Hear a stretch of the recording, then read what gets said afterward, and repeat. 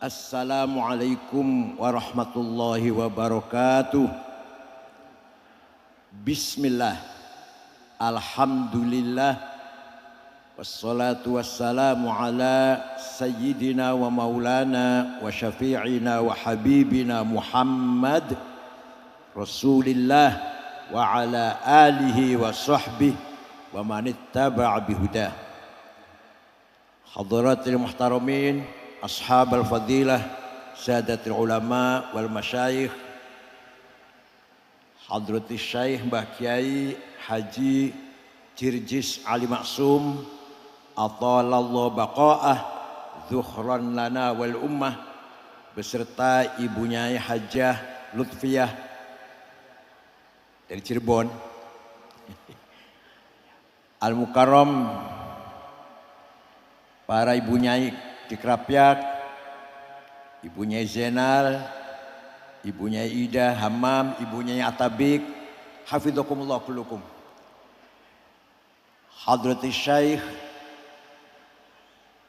Kiai Haji Idris Hamid dari Pasuruan, a'azzallahu bikaromih. Akhil Azizil Muhtaram Kiai Haji Yahya Thaquf, hafidhahullah biriayatih lima fil khair wal fawz wal najah wal barakah. Dr. Kiai Haji Abdul Ghafur Maimun, Kiai Masyuri Malik, beberapa pengurus PBNU yang saya hormati, ashabal ma'ahid, ashabat turkis sufiyah, hadratir ru'asai syuriyah, PWNU DIY dan Tanfidiyah, Muslimat Fatayat, Ansor, Pagar Nusa, Ibnu PPNU, Sadati wa Sayyidati, Anisati, Ashabi wa Zumalai, Abnai wa Banati, Ayyuhal Hudur. Ada yang tanya, kenapa kalau kiai yang diperingati hari wafatnya, kalau Rasulullah hari lahirnya? Karena selain Rasulullah, siapapun selain Rasulullah SAW, ketika baru lahir tidak ada yang tahu anak ini akan jadi apa. Anak ini akan jadi apa? Ternyata setelah dewasa, setelah semakin berkembang, dewasa malah masuk usia sepuh, ternyata menjadi salah satu ulama min auliyaillah yang mempunyai karomah, baru kemudian wafat, kita gelo semuanya. Kita gelo, kecewa semuanya dengan wafatnya seorang ulama besar. Maka memperingati hari wafatnya berarti kita mengingat kebesaran almarhumin para ulama, para kiai. Beda dengan Rasulullah.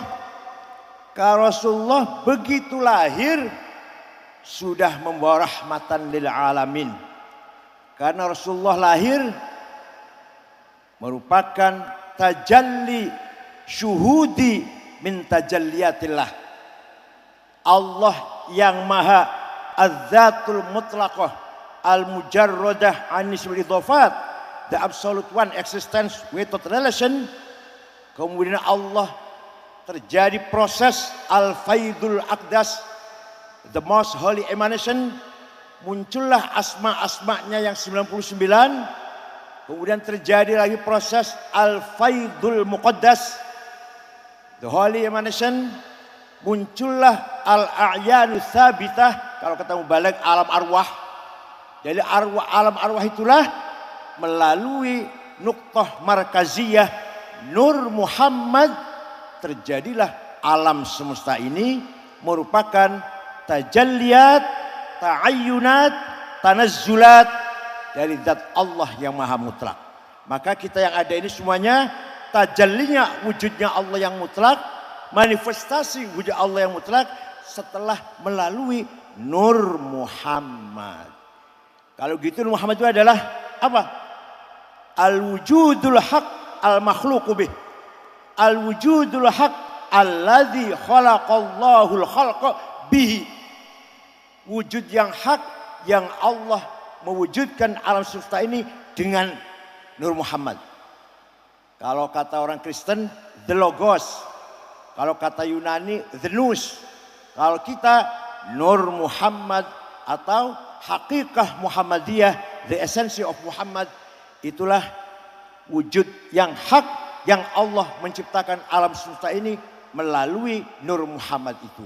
Oleh karena itu, Nur Muhammad kholik bukan, makhluk bukan. Kalau gitu Nur Muhammad itu apa? Al-haq al-makhluqu bih. Wujud hak yang Allah menciptakan makhluk dengan itu, dengan Nur Muhammad itu. Maka Nur Muhammad bukan kholik dan bukan makhluk. Maka lahirnya saja sudah merupakan wasilah tajalliyatillah, ta'ayyunatillah, tanazzulatillah. Itulah bedanya Rasulullah dengan yang selain Rasulullah sallallahu alaihi wasallam.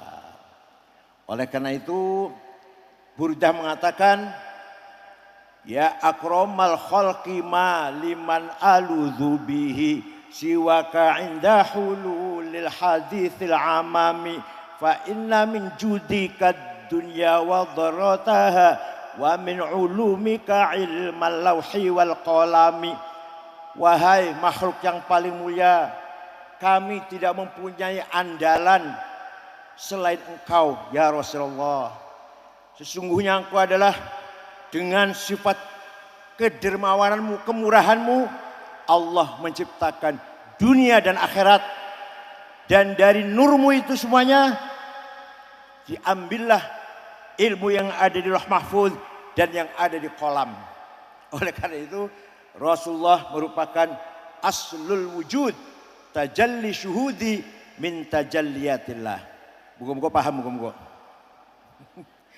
Walhasil gini, kalau hal para ulama ini kita dihimbau, tergugah agar kita siap meneruskan, menerima estafet ilmunya Kiai Ali Maksum, ilmunya Kiai Mahrus Ali, ilmunya Mbak Bisi Mustafa dan lain-lain dalam rangka kita teruskan perjuangan beliau-beliau di alai kalimatillah.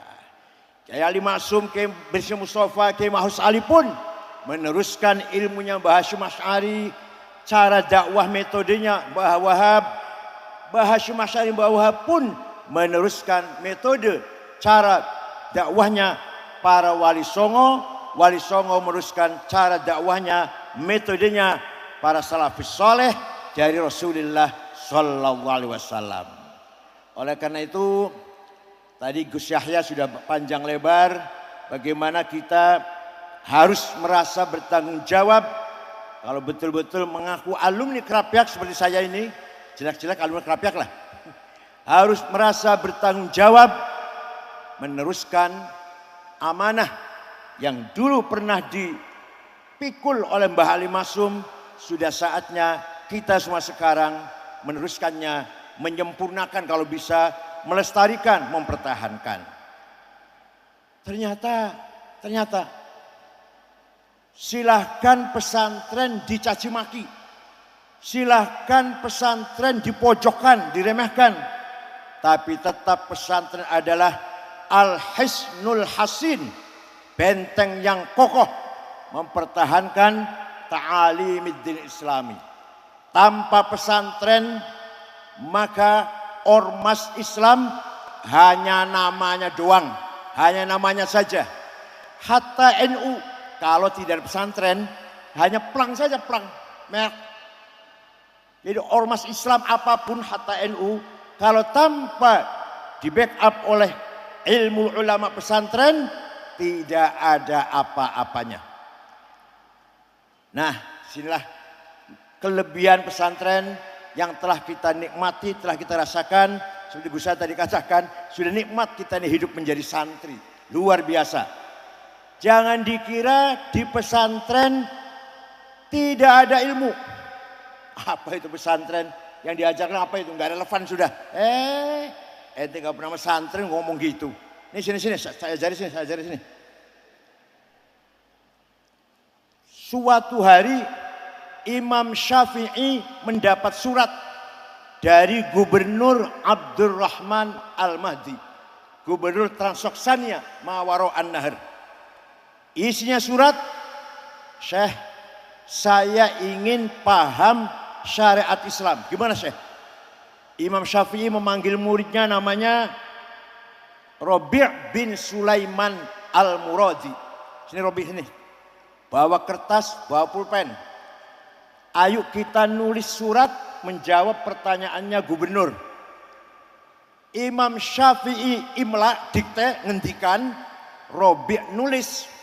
Akhirnya suratnya Imam Syafi'i berjumlah 300 halaman.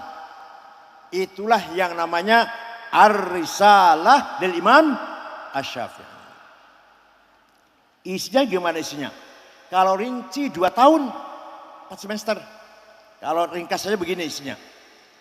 Gubernur, Anda ingin paham syariat Islam, pertama harus paham tipe-tipe macamnya ayat Quran. Itu prinsip itu. Sebagai bayan ilahi.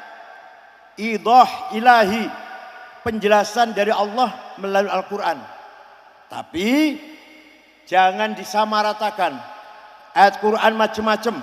Ada muhkamah, ada mutasyabihah, ada mutlaqah, ada muqayyadah, ada ammah, ada khossah, ada majazi, ada hakiki, ada majazi, ada nasikhah, ada mansukhah. Tanpa ini gak akan paham Quran. Saya jamin gak paham Quran kalau tanpa mengerti ini semuanya. Contoh, perintah sholat dengan perintah makan minum sama. Aqimus sholah, wajib sholat, kulu washrobu, wajib makan, sama wajib gitu. Sama. Aqimus sholah, dirikan sholat, kulu washrobu, makan dan minumlah. Podo itu. Ya beda. Aqimus sholah dengan waktu zakat dengan waqatul ladzina kafaru. Sama, beda. Ada fi'il amar lil wujub, ada fi'il amar lil ibahah, ada fi'il amar ammah, ada amar khos. Gini ini adanya di pesantren. Di luar pesantren betul wonten. Silahkan tanya, di luar pesantren gak ada itu. Oleh karena itu agama tanpa pemahaman yang benar tinggal nama doang, tinggal namanya saja, tapi isinya kosong. Disinilah pentingnya kita menjaga orisinalitas ta'alimul islami di dalam pesantren. Ada ayat mutlaqah, ati'ullah wa ati'ur rasul, mutlak.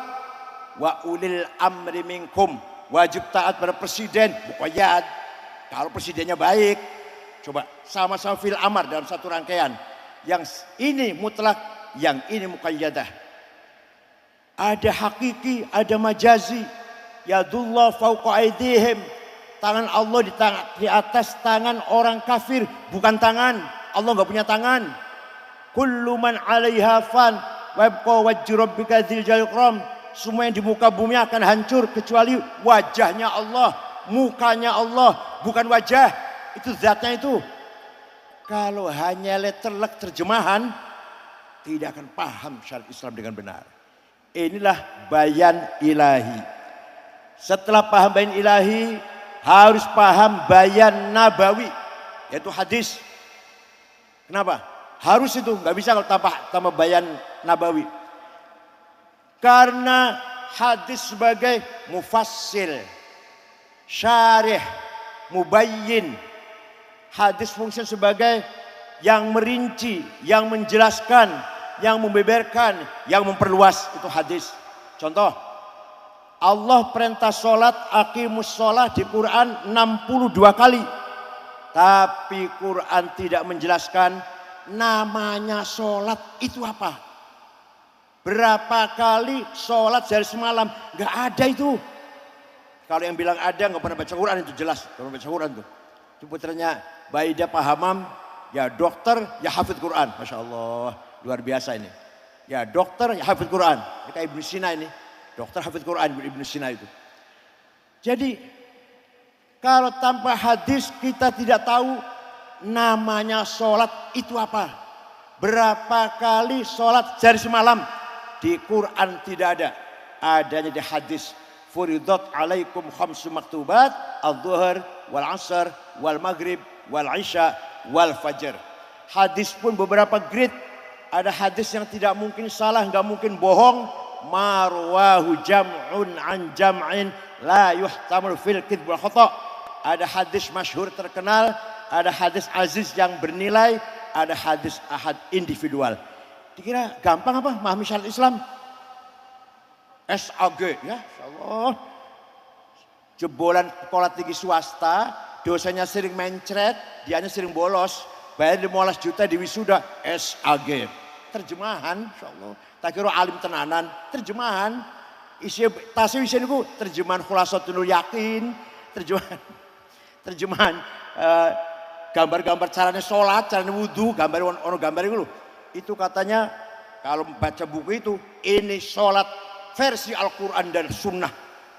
Itu artinya apa? Maksudnya delok gambar bocah wudhu, bocah sholat itu loh. Itu katanya sholat versi Quran dan hadis. Ya terserah. Silakan kalau puas seperti itu ya terserah. Kalau sudah paham bayan ilahi, paham bayan nabawi, kata Imam Syafi'i dalam suratnya kepada gubernur, masih belum cukup. Harus dipakai bayan akli. Akalnya ulama harus dipakai. Akal ada dua macam. Akal kolektif memutuskan sesuatu keputusan namanya ijma, konsensus. Tanpa ijma kita nggak bisa mempraktekkan sholat. Arkanus sholati sab'ata asyar, rukun sholat 17. Ada di Quran? Nggak ada. Ada di hadis? Nggak ada. Rukun sholat 17, takbiratul ihram, an-niyah, al-qiyamul istata'a, qiraatul fatihati fihi, ar-ruku', at-tuma'ninah, al-i'tidal dan seterusnya. Hadis itu bukan. Quran itu bukan. Itu hasil konsensus ijma'nya para ulama.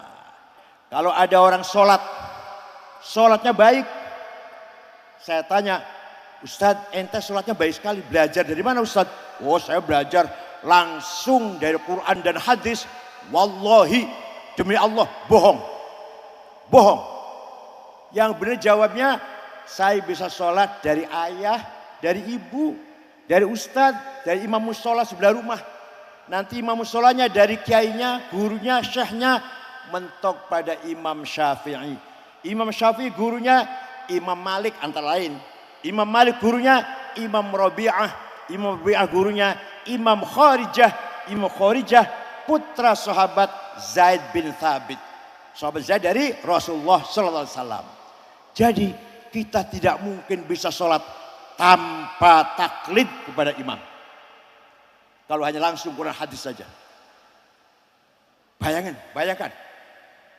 Imam Ghazali, Imam Fakhruddin Ar-Razi, segitu hebatnya taklid pada Syafi'i. Paham tidak? Imam Baqillani, Imam Haramain, Imam Sanusi, Ad-Dasuqi, Al-Bajuri, Abduddin Al-Iji, tokoh-tokoh ulama besar yang karangannya berjilid-jilid. Imam Razi itu Mahfatul Ghaib 32 jilid, belum Matalibul Aliyah 5 jilid, belum Al-Mahsur fi Ilmi Usul berapa jilid. Imam Syafi'i hanya dan paling kitab yang lain kecil-kecil lah. Imam Razi luar biasa tulisannya banyak. Imam Ghazali fikihnya Al-Wajiz, Al-Wasit, Al-Basit, Usul Fikih, Al-Mankhul, Al-Mustasfa, Akhlaq, Mizanul Amal, Adabuddin, Filsafat, Maqasid Falasifah, Tahatul Falasifah, Tasawuf, Minhajul Abidin, puncaknya Ihya Ulumuddin, Al-Muqim minad Dhalal, Al-Qasidah Ta'iyah dan seterusnya, Al-Madul Ghari Ali.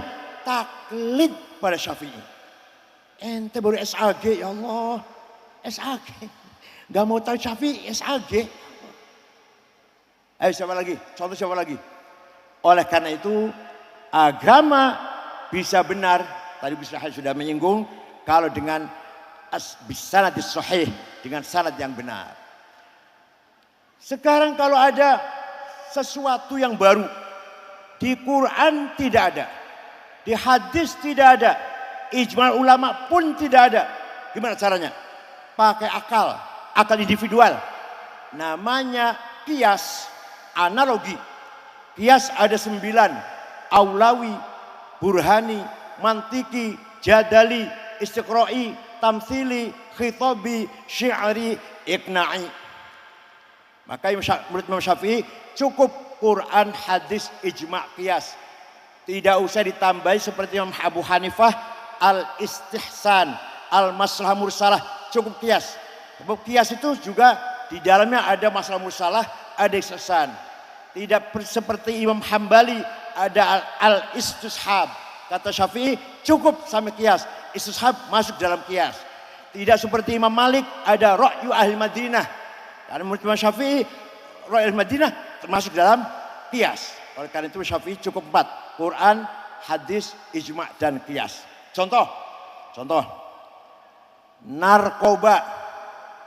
Ayo hukumnya gimana? Saya di Quran ada inna sabu wonten niku ayat wonten niku atau Rasulullah as-sabu haram riwayat Bukhari wonten? Enggak ada. Ijma' ulama ada sabu haram mboten wonten. Itu pakai qiyas. Qiyas apa namanya? Qiyas burhani, qiyas fakta. Hadza muskirun, ini barang memabukkan, namanya muqaddimah sughra, premis minor. Wa kullu muskirin khamrun, setiap yang mabukkan masuk golongan khamr, namanya muqaddimah kubra, premis major. Wa kullu khamrin haram, sedangkan khamr itu haram, namanya qaul syarih, legal statement. Kesimpulannya fahadha haram, maka ini barang narkoba haram, namanya natijah shadiqah, positive conclusion. Itu ilmunya Imam Syafi'i itu. Ilmunya Imam Syafi'i itu. Ya. Atau qiyas aulawi. Wala taqul lahuma uffi wala tanharhuma. Kamu jangan ngomong kasar pada dua orang tua. Kamu jangan bentak-bentak kepada dua orang tua. Kalau gitu, gak usah dibentak, gak usah ngomong kasar, tempeleng saja gitu, boleh. Nah, harus pakai qiyas aulawi. Kalau bentak saja dosa, kalau ngomong kasar saja haram, lebih-lebih fabil aula nempeleng. Wala taqrabuz zina innahu kana fahisyatan wa sa'a sabila. Jangan mendekati zina. Yang dilarang mendekati, bukan zinanya, bukan. Yang dilarang apa? Mendekati. Jangan mendekati zina. Kalau itu kita gak usah mendekati, zina aja langsung. Kalau mendekati saja haram, maka lebih-lebih zinanya. Itu namanya qiyas aulawi dan seterusnya. Jangan dikira Imam Syafi'i duduk di musola, tahlilan itu saja, bukan? Enggak. Imam Syafi'i terjun ke lapangan survei. Kalau ada ibu-ibu lewat ditanyain, ibu kalau haid berapa hari? Kalau haid berapa hari? Kalau haid berapa hari? Kesimpulannya kebanyakan atau minimal haid sehari semalam, kebanyakan 7 hari 7 malam, maksimal 14 hari 14 malam, lebih dari 14 hari masih keluar darah, bukan haid, penyakit. Lewat lagi ibu, kalau nifas berapa hari bu? Kalau nifas berapa hari bu? Kesimpulannya perempuan habis melahirkan nifas paling tidak setetes, lumrahnya 40 hari, maksimal 60 hari. Lebih dari 60 hari bukan nifas, penyakit. Itu produk istiqra'nya Imam Syafi'i. Hebat enggak? Imam Syafi'i hebat enggak? Itulah Abu Abdullah Muhammad bin Idris bin Uthman bin Abbas bin Syafi' bin Musayyab bin Abdul Ubaid bin Abdul Muttalib. Lahir kota Huzzah tahun 150, wafat di Fustat, Kairo tahun 204. Usianya hanya 54 tahun. Lah Kiai Ali Masum, Kiai Mahrus, Kiai Bisri Mustafa selalu menekankan kita agar kita berpikir secara aklani dalam rangka fi khidmatin nas. Kita harus cerdas, tapi kecerdasan kita bukan berarti mengarah kepada liberal. kecerdasan kita untuk memahami Quran dan hadis. Harus cerdas, tapi kecerdasan kita harus digunakan untuk khidmatin nas, khidmatil Quran, fahmi nususil Quran, wa fahmi nususil sunnah an-nabawiyah.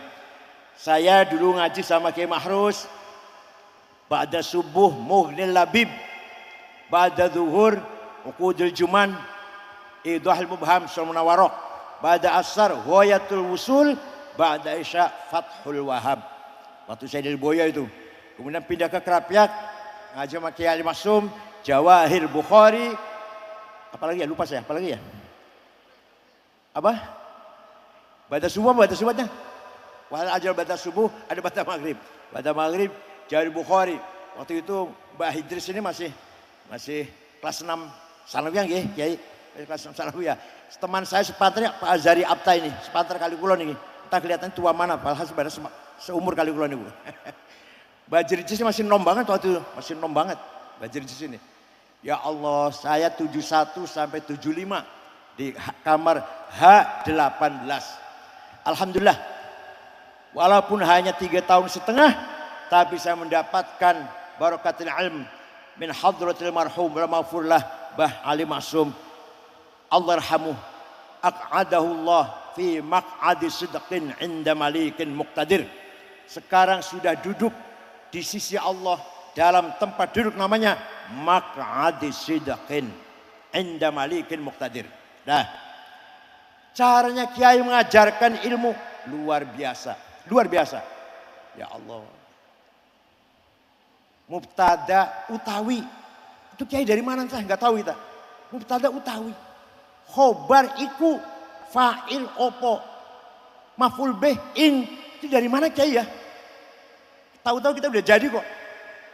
Fa utawi li mubtada iku khobar opo li fa'ilin wa naibih dhohar wa ing li maf'ulin bihi krono li maf'ulin li ajlihi wa ing dalem dhorof wa mutlaqul maf'uli fihi kelawan kadzaka baul jarri fatlu bil bayan serta li maf'ulin ma'ah wa kang sifah silatu mausulin kadza mithlus sifah apane litamyizi halu fastahidu bil hifdzi ya rijalu. Kita sini nggak tahu itu ceritanya gimana dulu ya. Mubtada utawi, khobar iku, fa'il opo, nggak tahu. Tahu-tahu sudah jadi itu. Dan itu sangat berkah sekali. Kita ngerti paham tentang posisinya lafal itu, mubtada atau khobar, fa'il apa maf'ul, karena kita diajari oleh Kiai ing, opo, hale, serto, ing dalem. Masya Allah. Paham betul? Yang nggak pernah pesantren nggak akan dalam seperti ini. Silakan tanya. Yang bukan pesantren, silakan tanya. Ente kalau baca Quran ada tajwidnya nggak ya? Coba tanya pada yang bukan pesantren. Ada nggak idhom, idhar, iklab, ikhfa, qalqalah, mad lazim, majaiz, matobi'i, huruf halak, huruf mad? Tanya sama. Tanya sama sarjana agama Islam yang bukan pesantren. Ente ngerti nggak itu kira-kira? Belum qiraatus sab'ah. Di Indonesia ini ada doktor jurusan qiraatus sab'ah, Dr. Ahsin Muhammad dari Arjawinangun, sepupunya Mbah Nyai Lutfiyah. Kalau yang ahli qiraatus sab'ah banyak, tapi yang doktornya ini cuma satu dari Madinah, itu Dr. Ahsin Muhammad Sakha. Di beliau selalu menjadi ketua Lajnatul Tashih Perencanaan Quran Departemen Agama Kementerian Agama. Satu-satunya yang doktor. Kalau ahli qiraat banyak, tapi yang doktornya qiraat hanya Dr. Ahsin Muhammad dari Arjawinangun, cucu Mbah Yai Syatori Arjawinangun. Oleh karena itu kita harus bangga dengan pesantren. Kita harus tafakhur, i'tizaz bi'azamati pesantren, bikaromati pesantren. Silahkan orang lain mencaci maki, tetap kita bangga dengan pesantren. Tanpa pesantren, ormas Islam hanya nama pelang kosong doang. Gak ada apa-apanya itu. Itu baru dari satu sisi. Belum dari tarbiyah ruhaniyah. Ya Allah.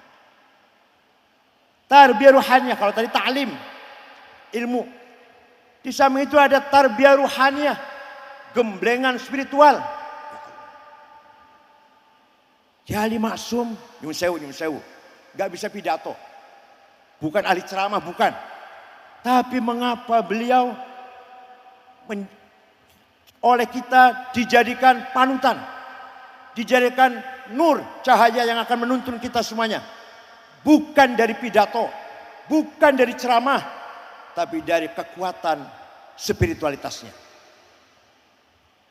Banyak kiai nggak bisa pidato, nyun sewu. Mbah Hamid barangkali bukan ahli pidato, tapi semua orang segan, semua orang hormat, semua orang mutaatsir, membekas ketemu dengan Mbah Kiai-kiai yang sepuh itu.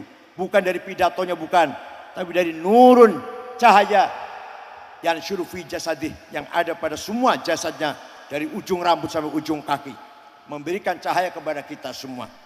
Nah, disinilah kelebihannya pesantren. Manusia punya 3 kekuatan. Pertama, al-quwwatun natiqah, the power of intelligence. Gunanya untuk mendapatkan pemahaman, mendapatkan logika kebenaran dalam menghadapi segala masalah, segala sesuatu.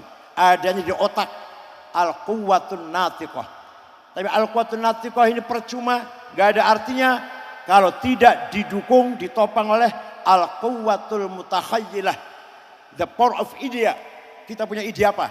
Punya hasrat apa? Punya kemampuan apa? Punya cita-cita apa?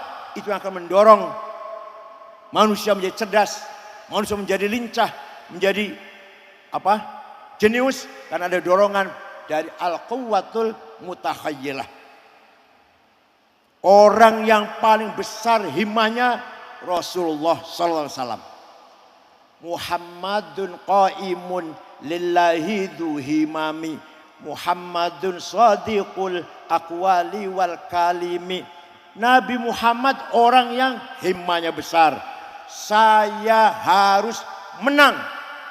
Gak pernah Muhammad mengatakan, ya kalah gak apa-apa lah. Gak. Saya harus menang. Perang Badar 314 lawan 1000, menang. Perang Ahzab 10.000 ngepung Madinah. Di Madinah paling ada 800 orang umat Islam, menang. Perang Khaybar, perang Bani Mustalik, perang Mu'tah, perang Hunain, perang Taif, Fathu Makkah, menang. Yang kalah Uhud, awalnya menang awalnya. Nabi pesan pada orang 16, kamu jaga ya di atas gunung Uhud, pegang panah, jaga, jangan bergeser. Dipimpin oleh sahabat Jubair, Jim bukan Za, Jubair. Apapun yang terjadi, kamu jangan meninggalkan tempat ini. Di bawah umat Islam menang. Kalau habis membunuh orang kafir satu dapat cincin, dompet gitu ya, dapat fai, dapat cincinnya, dompetnya, yang dibunuh kan diambil. Yang 16 orang ini, aku itu apa ini? Kami dapat apa ini? Diem aja, gak dapat apa-apa. Itu teman-teman dapat dompet, cincin. Kalau di zaman sekarang barangkali ada HP juga. Jadi iri, turun dari gunung yang 16 orang ini, meninggalkan pesan Rasulullah. Khalid bin Walid, Amr bin As ketika itu belum Islam, tahu ada kelemahan.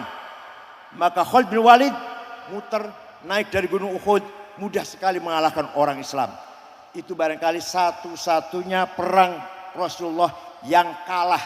Rasulullah patah giginya satu, kejeblos di lubang, 10 sahabat menjadi benteng Rasulullah, yang mati 6, termasuk Abu Dujanah. Sahabat Tolha badannya penuh dengan panah, menghalang-halangi panas jangan sampai Rasulullah. Itu barangkali perang satu-satunya yang Rasulullah kalah, perang Uhud. Lainnya menang terus. Kenapa? Dengan apa menangnya? Dengan himmah, strong will. Mbah Hasyim Asy'ari, NU harus besar. Bung Karno, Indonesia harus merdeka. Dari himmah. Oleh karena itu sekarang kita pun kalau punya himmah, NU harus menang. NU harus kaya. NU harus pinter. Siap? Masa gak siap? Kalau saya ngomong gini tuh jamnya amin. Ini bukan doa, bukan. Siap apa enggak? Ketika pamannya menasehatin, Muhammad, kamu itu akan dibunuh Muhammad oleh Abu Jahal CS. Berhenti dulu deh dakwahnya sementara. Nanti kalau aman boleh dakwah lagi. Nabi Muhammad jawabnya, wallahi law wad'u syamsa fi yamini wal qamara fi yasari ala an atruka hadzal amr ma taraktu hatta ahlika dunah. Demi Allah, seandainya orang Quraisy meletakkan matahari tangan kananku, bulan di tangan kiriku, agar aku berhenti dakwah, tidak akan berhenti sampai saya mati. Pantesan Islam mudah menang. Seperti itu tekadnya. Coba kalau ketua NU sekarang seperti itu semuanya. Ketua DIY, ketua Jawa Tengah, ketua Jawa Timur, semuanya kayak gitu. Pasti menang. Insya Allah. Wala tahinu wala tahzanu wa antumul a'launa in kuntum mu'minin. Kamu jangan kalah, kamu jangan di bawah, kamu harus di atas. Kalau betul-betul kamu orang beriman. Artinya apa artinya? Artinya menang itu wajib perintah Allah, kalah itu dosa. Allah perintah kita harus menang, itu wajib berarti. Kalau kalah dosa kita ini semuanya. Tidak boleh putus asa, tidak boleh minder. Kenapa? Kita tidak boleh putus asa, tidak boleh takut, tidak boleh minder. Kenapa? Kita memahami bahwa dalam diri kita ada nafkhah rabbaniyah. Fa idza sawaituhu wa nafakhtu fihi min ruhi faqaulahu sajidin.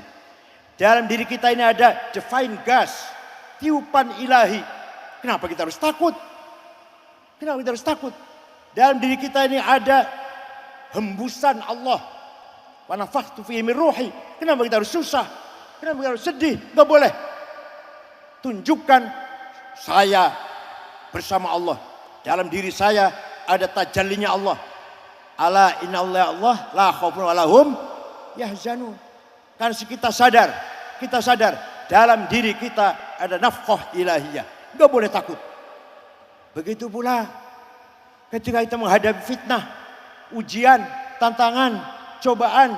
Rasulullah ketika di Madinah menghadapi masyarakat Yahudi, munafik, dan masih ada musyrikin. Ketua PBNU pasti akan menghadapi itu. Pasti. Jumpa orang munafik, jumpa penjilat, jumpa yang terang-terangan nggak senang sama PBNU, dan jumpa orang yang ngerepotin. Ngerepotin apa ngerepotin tuh? Nyerimpet, apa nyerimpet nih? Di depan nggak mau, di belakang ganggu. Akan coba itu. Pengalaman saya 10 tahun Gus saya. Jadi harus siap seperti Rasulullah mimpin Madinah. Ada ahli kitab jelas, ada munafik pura-pura Islam, padahal tidak. Ada yang nyerempetin, ganggu, repotin lah. Ada lagi yang memang masih ada banyak yang sam'an wa ta'atan. Itu yang kita harapkan. Oleh karena itu sekali lagi warisan Hadratus Syekh Haji Ali Maksum, ayo kita teruskan. Salah satu cara tarbiyah ruhaniyah, setiap malam Jumat libur untuk apa? Untuk baca maulid Nabi. Ya Allah, ini sarawat tsaqafiyah wal hadariyah wa syiariyah. Ini capital culture, capital simbolik bagi santri. Malam Jumat libur bukan untuk hura-hura, untuk maulid Nabi. Saya maaf nih. Gontor malam Jumat libur tapi tidak ada maulid Nabi. Tapi kalau Kerapiak, Lirboyo, Cirebon, Pasuruan, malam Jumat libur. Untuk apa? Maulid Nabi. Maka ketika keluar dari pesantren itu sudah tertanam cinta pada Rasulullah SAW. Nanti orang ini akan jadi jenderal, konglomerat, pejabat tinggi. Masih ingat. Wa amma taifatu thaqifan falam yuhsinu bil ijabati kirah wa urabi sufa wal abida fasabu bi asnatin badiyah wa ramawhu bil hijarati hatta hudibat bid dima'in ala thumma adaila makata hazina fasalahu malakul jibali fila kaliyadul asabiyah wa qala inni arju ayyuhjallahu min aslabihim mayyatawalla atirillahumma qabrul karim. Walaupun sudah jenderal, walaupun sudah konglomerat, masih ingat itu nanti, masih ingat. Ya Allah, ini dengan tidak sadar, dengan tidak terasa, saya sejak kecil hafal Barzanji. Tidak dihafal, tidak, hafal dewe. Hafal dewe. Kan setiap malam Jumat selalu baca Barzanji. Kalau nggak Barzanji, Ad-Dibai. Tapi masih bagus Barzanji bahasanya. Al-Barzanji ditulis oleh Ja'far Al-Barzanji, orang Madinah, keturunan Turki. Ad-Dibai orang Yaman. Bahasanya masih tinggi Barzanji. Nah, disinilah Kiai menanamkan rasa mahabbah, rasa cinta pada Rasulullah ketika diajak bersama-sama baca Maulidil Barzanji atau Maulid Dibai, syukur-syukur, burdah, syukur-syukur. Kiai Maksum kalau geremeng-geremeng bacanya burdah. Ayah saya, mohon maaf ayah saya itu muridnya Kiai Khalil Harun, Rembang. Bapak kulonku ngaji Alfiyah, hatam datang mbahnya Gus Yahya. Ya Khalil Harun malah menangi waktu saya di Rembang, menangi nikahnya Mbak Bisri Mustafa. Jadi ayah saya masih mondok, Mbak Bisri nikah nih Bu.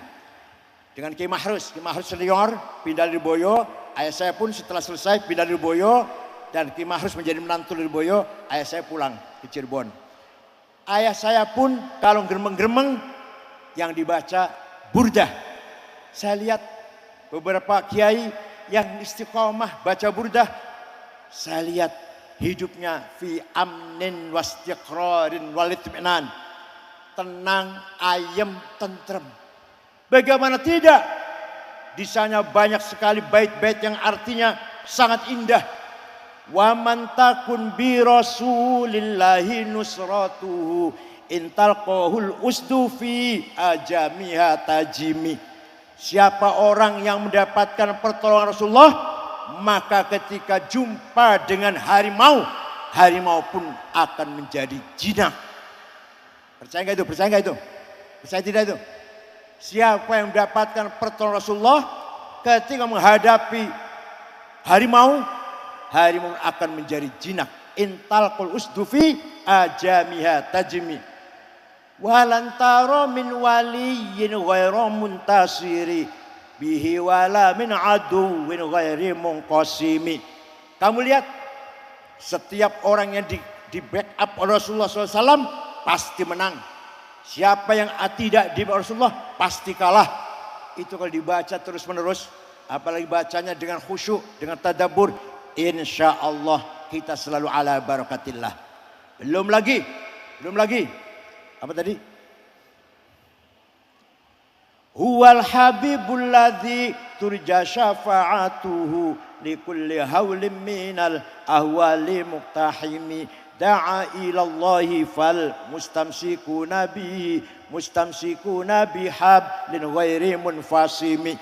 Dialah kekasihku yang kuharapkan syafaat pertolongannya ketika kita menghadapi problem yang sangat besar. Hanya dialah yang kuandalkan pertolongan dan syafaatnya. Ayo. Apa benar Rasulullah bisa beri syafaat? Apa benar itu? Enggak bid'ah itu? Bid'ah kan? Enggak. Suatu ketika ada satu suku Mudor. Semua satu suku Mudor mencaci maki Rasulullah. Muhammad Majnun, Muhammad Syair, Muhammad Sahir Kahin. Rasulullah kemudian melaknati. Allahumma ja'al sinihim kasini Yusuf. Ya Allah, timpakan kepada suku Mudor tahun-tahun seperti yang kau timpakan kepada kaumnya Nabi Yusuf. Paceklik 7 tahun. Betul, suku Mudor krisis pangan, krisis air, gak ada gandum, gak ada jagung, gak ada beras, 7 tahun. Terpaksa datang ke Madinah rombongan dipimpin oleh kepala sukunya Labid bin Robi'ah. Assalamualaikum Muhammad. Waalaikumsalam. Dari mana? Dari Mudor. Nabi kaget. Orang Mudor ke sini. Ada apa? Ada apa ke sini? Jawabnya, atainaka ya khairal bariyati kulliha litarhamana mimma laqina minal azli. Atainaka nashku hittatan jalla amruha li sab'i sinina waqifina ala mahli. atainaka wal adra tudmi lithatuha wa qad dhahalat ummus sabiyyi 'anit tifli wa alqa bi kaffaihi syuja'u istikanatan minal ju'i sumtan ma yumirru wa ma yuhli wala syai'a mimma ya'kulun nasu indana siwal handolil 'ami wal ilhizil fasli fa anta lidinina wa anta lidunyana tu'ammalu lid dunya wal akhir fasli. Ada apa Anda kesini? Jawabnya, kami datang kepadamu wahai khairul bariyah litarhamana, agar engkau merahmati kami. Nabi tidak melarang. Nabi tidak jawab, jangan minta rahmat sama saya, musyrik. Minta rahmat sama Allah sana. Enggak tuh, enggak. Coba kalau salah minta tolong kepada Nabi Muhammad pasti dilarang kan? Pasti dilarang. Jangan minta rahmat sama saya. Pada Allah sana, kalau sama saya musyrik, dolal, sesat, neraka nanti. Malah Nabi mendengarkan, kami datang kepadamu, wahai sebaik-baiknya manusia di muka bumi, agar engkau merahmati saya. Kami datang kepadamu mengadu 7 tahun gak ada gandum. Kami datang kepadamu mengadu gadis-gadis pecah bibirnya. Ibu-ibu yang sedang menyusui tidak lagi keluar air susunya. Pemuda-pemuda yang gagah perkasa sekarang lemah lunglai minal ju'i sumtan, dari diakibatkan sebab kelaparan. Wala syai'a mimma ya'kulun nasu 'indana siwal handal. Tidak ada yang dapat kami makan kecuali rumput. Fa anta lidunyana wa anta lidina. Engkau harapanku urusan agama dan urusan dunia.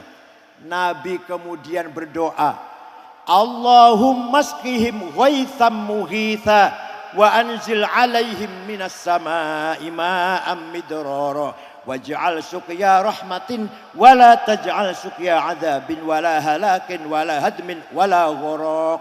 Ya Allah, turunkan hujan untuk suku Mudhar, hujan bawa rahmat dan berkah, jangan hujan bawa malapetaka, longsor, banjir. Orang ini masih di Madinah, di Mudhar sana sudah hujan. Percaya tidak ya? Percaya enggak itu?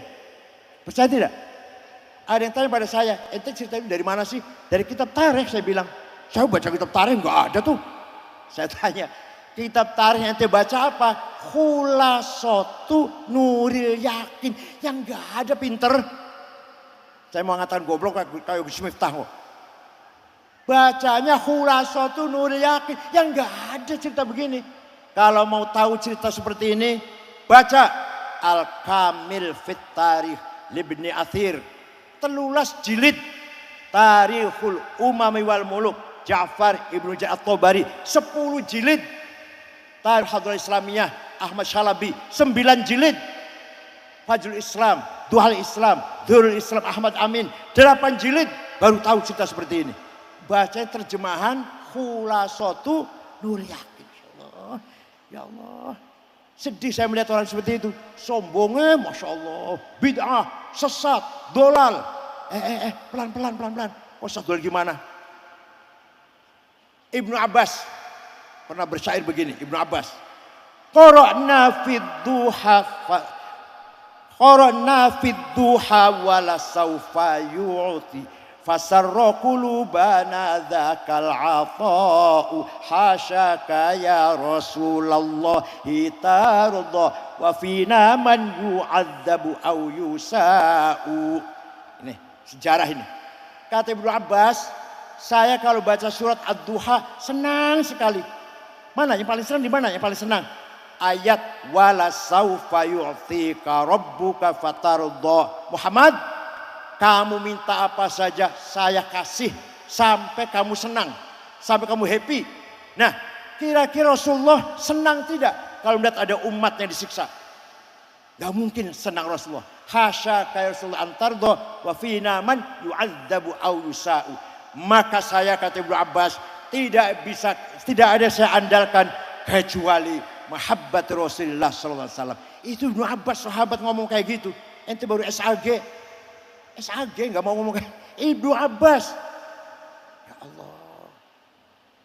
Qara'na fid duha wala saufa yu'ti fasarra qulubana dzakal ata'u hasyaka ya rasulallahi tarda wa fina man yu'adzabu aw yusa'u.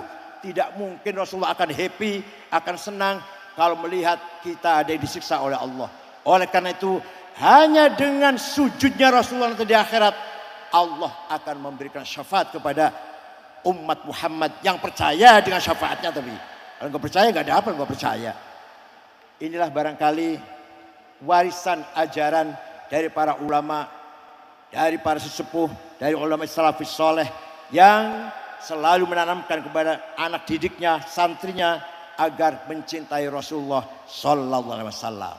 Sangat penting unsur mencintai Rasulullah, sangat penting, sangat prinsip, bukan barang ringan, bukan barang sekunder, sangat prinsip. Kita ngajari santri agar ada alaqah ruhaniyah, ada komunikasi ruh parsial, kita ini parsial ruhnya, dengan ruh universal, ruhnya Rasulullah Sallallahu Alaihi Wasallam. Oleh karena itu mudah-mudahan pesan Kerapiak ini sekarang tahta Isyraf Mbah Jirjis dan Gus Hilmi Muhammad, insyaallah fi numuwin wazdihar, fi taqaddumin wastimrar, fi istiqamatin wal itminan. Mudah-mudahan pesan Kerapiak tambah maju, semakin bermanfaat, semakin berikan cahaya untuk masyarakat Islam, terutama khususnya wabil khusus warga Nahdlatul Ulama. Jelek-jelek saya juga alumni pesantren Kerapiak 3,5 tahun. Alhamdulillah masih menangi Mbah Ali Masum, masih menangi Mbah Warsun, menangi Kiai Ahmad. Waktu di Boyo alhamdulillah menangi Kiai Mahrus, menangi Kiai Marzuki. Kalau sekarang gimana ya kira-kira? Jauh banget ya, kualitasnya jauh banget. Kenapa jauh banget? Kenapa Kiai sekarang, Kiai dulu jauh banget kualitasnya? Kiai sekarang kebanyakan bikin proposal, doanya jerobos. Padahal doanya sama, caranya sama, teorinya sama. Tapi kalau Kiai Mahrus kok mujarab doanya. Kalau kita sekarang jerobos, oh tak pikir-pikir, sebabnya keseringan bikin proposal. Waktu Rasulullah Mi'raj melihat ada orang bangkit dari kuburan tinggi besar, gagah.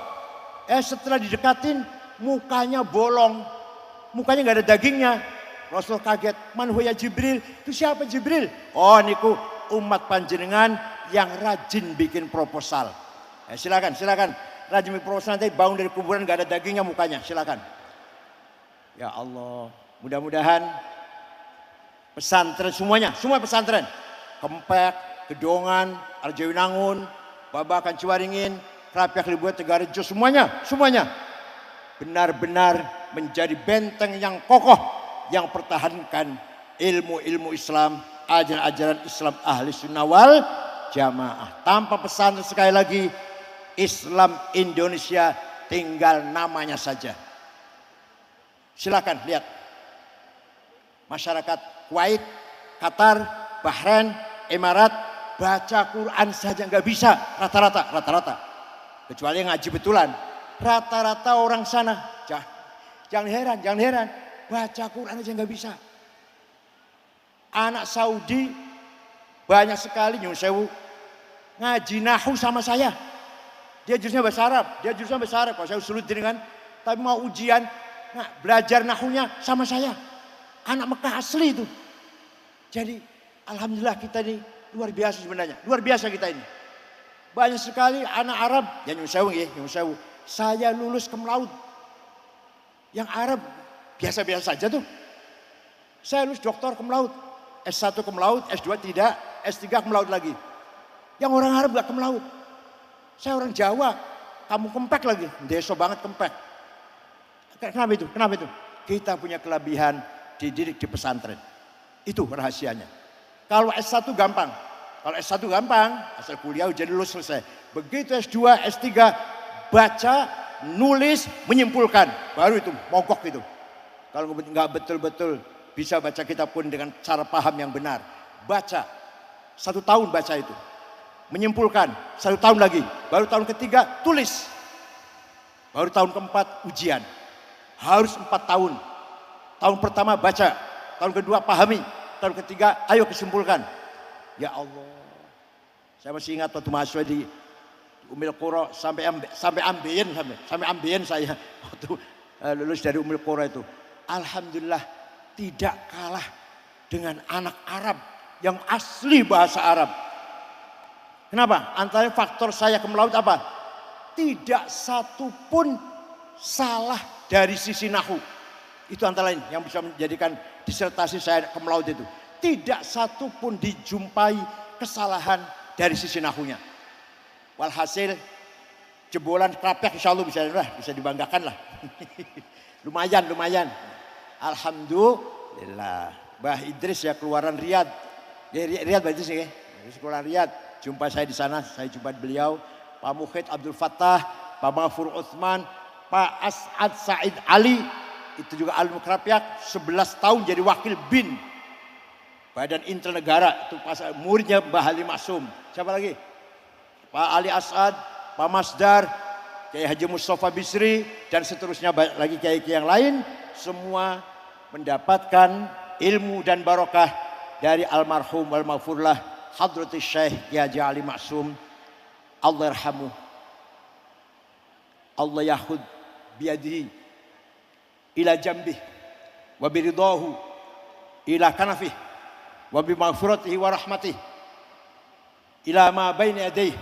Ya Allah, mudah-mudahan dan kita yakin Kiai Ali Maksum sudah berada di sisi Allah, di pangkuan Allah, di tempat duduk di sisi Allah, fi maq'adi sidqin inda malikin muqtadir. Syukran wa dumtum fil khairi barakati wan najah. Wallahul muwaffiq ila aqwamit thoriq. Wassalamualaikum warahmatullahi wabarakatuh.